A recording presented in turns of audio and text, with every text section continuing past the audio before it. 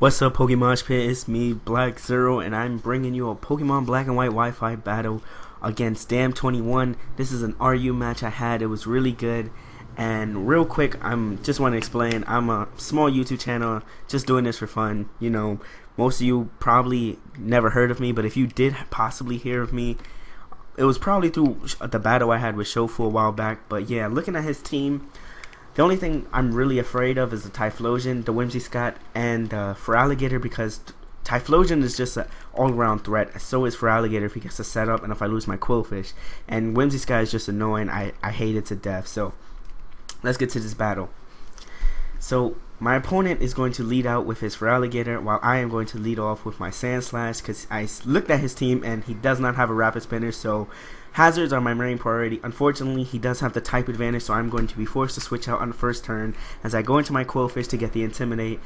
In case he wanted to set up, I had the Haze to get rid of it, but he just goes straight for the Waterfall, not trying to over predict on the first turn, which is good for him. So saying now, as he knows he can't do nothing to me, because I can easily just haze him out, and he's going to be forced to switch as I set up a layer of spikes, which will benefit me on the long run. So my plan here is to just start phasing him out, Whirlwind, force switching as soon as I get my hazards up. But he brings in this Whimsicott, and I'm going to be forced to go into my Lilligant as he gets the free substitute, and I have to go into my Lilligant just because this thing can't do nothing to me, really. I mean, all it has, all the most common movesets has like Taunt, Encore, Substitute, Toxic, Giga Drain, and none of those moves can hurt me. So since I know he does carry the Encore, I'm just going to go straight for the attacking move, which is my Hidden Power Rock, and is going to be enough to take out the subs. So if he wants to sub stall here, I mean, yeah, it's weakening me at the same time, but honestly it doesn't really matter as long as I get rid of that Whimsicott, because it's really annoying. So here he's just going to decide to switch out and go into his Feral Seed, seeing how my hidden power was not fire, and this Feral Seed can wall me for as long as it wants to. So now that he got his Feral Seed in, and I know I can't really do anything to it, and the Toxic is really starting to rack up, I'm going to be forced to switch out because I might need my Lilligant for later for that Whimsicott. And I'm going to go into my Sandslash, seeing as he's most likely going to want to set up his hazards, and I can get my own rocks up and possibly Rapid Spin his stuff away. So he managed to get his rocks up while I switched out, so I'm going to get my own rocks up, and then he's going to get the spikes here. So here I was like, alright, I'm going to go for the Rapid Spin. I mean, I figured he might want to stay in and go for more layers, but he actually makes the good prediction and goes out into his Kofagrigus, and this is really bad for me because I'm unable to spin away those hazards, and he is free to set up on me if he is the Calm Mind variant, or possibly Toxic or Burn, something I switch in. So I'm going to go into my Munchlax knowing that if it is the Calm Mind variant or any other variant, I can pretty much wall it, considering its only attacking move usually is Nightshade or Shadow Ball, and Munchlax is a normal type, so it doesn't really affect it. Unfortunately though, he is going to go for the Will-O-Wisp and burn me. Not like it really matters though, because I am going to go for the Whirlwind this turn, predicting him to switch out, as I do nicely as he switches out into this Whimsicott. So not only do I get Stealth Rock and Spike damage on this Whimsicott, I also get to Whirlwind something out and get Stealth Rock and Spikes damage on this Typhlosion. And this is really good for me because Typhlosion is one of the bigger threats on his team, and it is weak to Stealth Rock, so I am able to get huge damage on that. Now here he goes for the Blast Burn. It's sort of a questionable move to have on a Typhlosion, considering most Typhlosions are a choice, seeing as how he didn't get leftovers or Life Orb. So I don't really have to worry about that. So I'm just going to go for the rest, knowing that whatever move he went for will hurt me pretty bad, and I am going to get rid of my burn, and now I'm asleep. So here I'm going to go for the Sleep Talk. I'm not too sure why he stayed in. Then again, he had no, never mind. Yeah, now I know why he had to do recharge. So this is why I'm saying that the Blast Burn was pretty questionable, but yeah. So he's gonna go into his Feral Seed now. I'm gonna go for another Sleep Talk. Luckily for me, I get the Whirlwind, so he just took additional damage for no apparent reason, but this is really good. Unfortunately though, I do Whirlwind him out into his Feraligatr, so right now my Munchlax is just set up bait because it is asleep, and it's not the best physical wall. As you know, it's probably the best special wall in RU.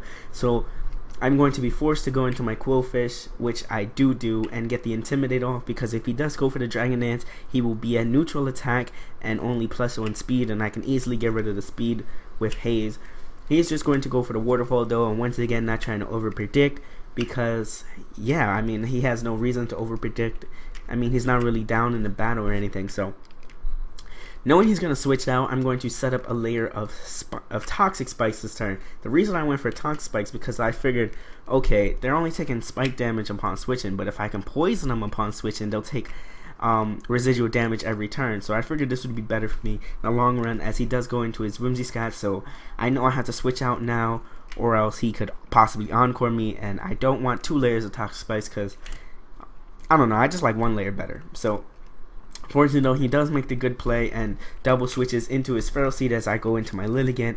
So he predicted my Lilligant switching and went into his Feral Seed. So right now I'm in a bad position, and I know my Lilligant can't possibly survive any more hazard damage plus toxic. So I'm just going to stay in and go for the Sleep Powder, hoping to actually hit and to stop him from setting up more spikes. Unfortunately I do miss, and then I go for it again and I miss again. So those 2 Sleep Powders are very critical, because now he has all 3 layers of spikes up and I'm just screwed. And then I go for it again and I miss again, and he goes for the pointless Leech Seed. I mean, there's nothing he could really do except possibly Gyro Ball or Thunder Wave, but I don't think he is an attacking variant. He's more of a setup variant. So I'm going to bring in my Rotom, seeing how it takes the least entry hazard damage. I'm gonna go for the Volt Switch, expecting him to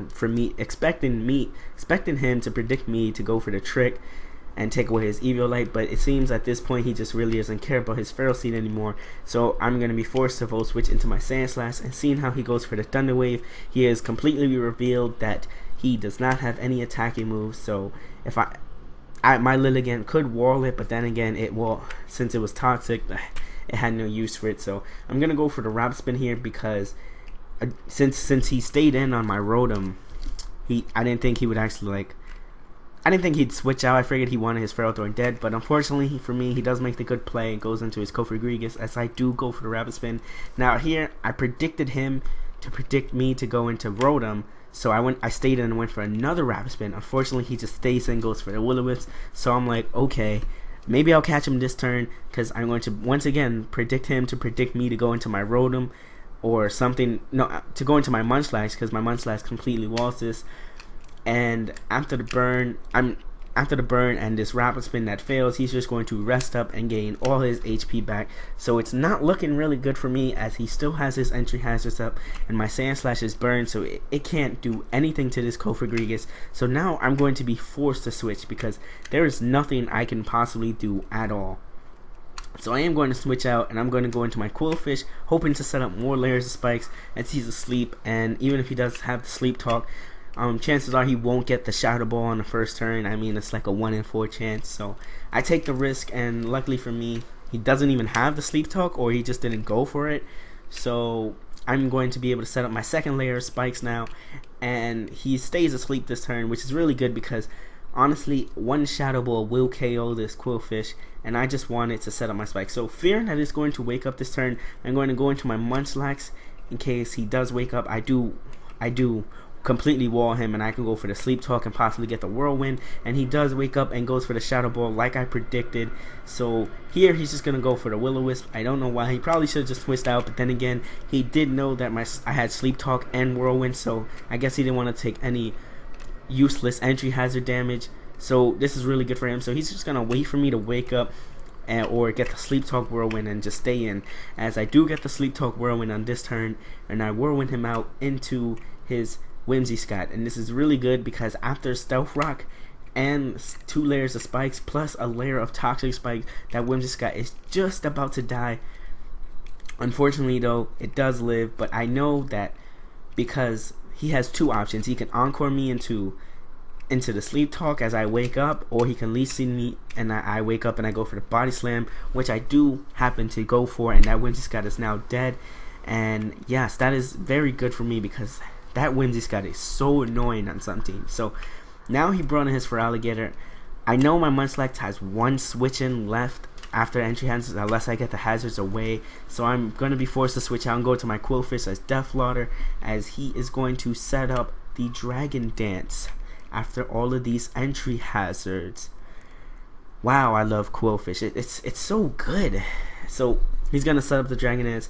Now he's at he's at neutral attack and +1 speed, so I know that unless he goes for, he has two options. He can Dragon Dance and I can haze it away, or he can kill me. I can go into my Scarf Rotom and outspeed and revenge kill it with Volt Switch, which he is going to do. He's going to kill me. So at +1 speed, I guess he was confident enough that he could maybe get a little sweep going, or he knew that he had to sack his Feraligatr. So this turn I am going to go into my Rotom, which is Scarfed, as I said before, and I'm going to go straight for the Volt Switch, but he makes the good move and switches out into his Feral Seed, but this doesn't really matter because after all the hazards, it is just barely going to live and it's going to die from the Volt Switch, so I don't have to worry about that anymore. So that was really like the most annoying wall on his team, because it has two weaknesses, and I only had one type to cover its weakness, which was my Golurk with Focus Punch, so wasn't really looking good there. So I'm going to be forced to go into my Munchlax as Death Lauder, as he brings in his Feraligatr, and after the hazards and a turn of poison, he is going to die, but he does have the leftover, so he's actually going to be able to live a turn of poison and get the kill off on my Munchlax. I was kind of confident that I could live it if he didn't go for the waterfall, but hey, what can you do? It doesn't really matter. My Munchlax did its job. It was phasing pretty good, so I'm gonna go into my Rotom here, take a little Stealth Rock damage, no big deal. I'm just gonna go straight for the Volt Switch, seeing how nothing on his team besides his Clefable could possibly take a Volt Switch, and he has no reason to keep that Feraligatr alive, seeing how it will die from poison the next turn. So I'm gonna Volt Switch out into my Golurk, and here I was feeling pretty confident. I was like, okay, I can actually get the sweep going, because as he brings in his Typhlosion, it's going to die from the layers of spikes and Stealth Rock, so I don't have to worry about that anymore. And now all he has left is his Cofagrigus and his Clefable. So I'm feeling pretty good. I feel I have the game in my hand. So here I'm gonna go for the Shadow Punch. I know it won't KO, and I know I'll get stuck with the Mummy ability, and he could possibly rest up. But luckily for me, he just goes for the Shadow Ball instead of the rest. Probably should have rested up first, but then again, he is on a Sleep Talk variant.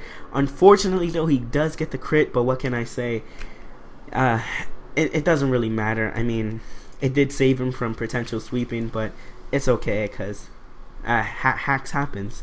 So I'm going to go into my Rotom this turn, and fearing that he might want to go into Clefable, predicting the Shadow Ball, I'm just going to go for the Volt Switch. I figured, okay, I could Volt Switch KO, and then I can trick the Clefable a Choice Scarf, and that would be much better than locking myself into a Shadow Ball, and his Clefable is able to set up on me, or possibly even revenge kill me with who knows what, because Clefable learns like every move nowadays. It got that Bolt Beam set, which is pretty good, if I may say. So I'm gonna go into my Sand Slash. I am going to hit the Stone Edge, but because of the burn, it does absolutely nothing.